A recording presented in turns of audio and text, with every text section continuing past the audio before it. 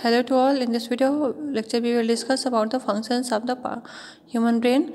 When we discuss about the different part of human brain, forebrain, midbrain, and hindbrain, we will discuss how the functions are differentiated from each other. Now, forebrain have a region known as largest part of the brain, cerebrum, and it covers mostly 80% area of the human brain. Now, in this area, cerebrum forms, as you know, major form of the human brain. A deep cleft divides the human cerebrum longitudinally into two halves. That one is left and right halves.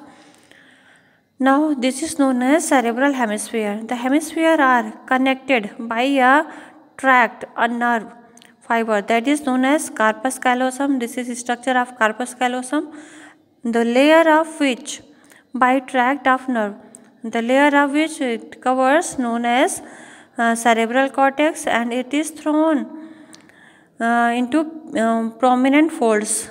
These are the prominent folds in cerebral cortex.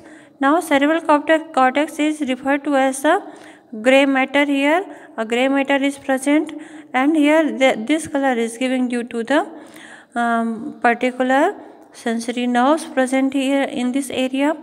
And according to nerve, here different types of nerve are there. First one is motor nerve, sensory nerve, and here motor area are present, sensory area are present, and a large area that is neither clearly motor nor sensory that are associated in this area, and that is responsible for complex function like here in this area, like a function of intersensory association, memory, and communication.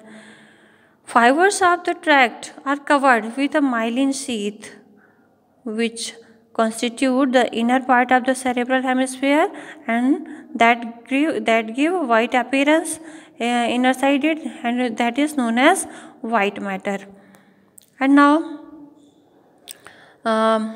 this white matter, under it there is a structure of thalamus is present. The cerebrum wraps around a structure called thalamus region, here thalamus region, and which is major coordinating center. This is the major coordinating center for sensory and motor signaling.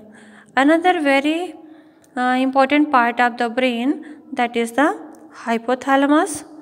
This is present under the thalamus region, base of the thalamus, and function it is the major center for the body temperature, urge of eating and drinking, and it also contains several group of neurosecretory cells which secrete hormones called hypothalamic hormones.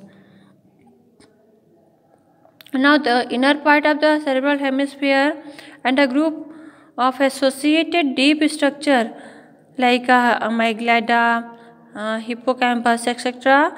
These are the form of structure called limbic lobe or limbic system, and these are the portion responsible for, along with the hypothalamus, it is involved in the regulation of sexual behavior and expression of emotional reactions, etc., and motivations.